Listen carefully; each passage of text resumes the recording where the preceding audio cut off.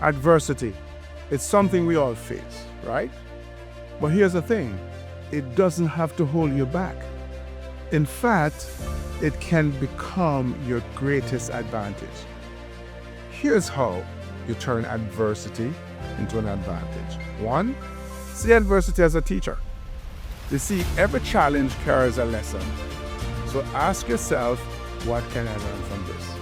Secondly, focus on the controllables. That means shift your energy to what you can influence, which would be what? It would be your actions, your mindset, and your next steps. Resilience is built through habits. So here are 3 things I want you to consider. 1, pause and reframe. In other words, find solutions, not problems. Number 2, leverage your team's strengths. Collaboration fuels innovation. Number 3, celebrate every victory. Small wins lead to big success. When you embody resilience, you inspire your team to see the adversity as an opportunity for growth. Together, you can turn obstacles into stepping stones. Because again, adversity doesn't have to stop you. With the right mindset and habits, it can propel you forward.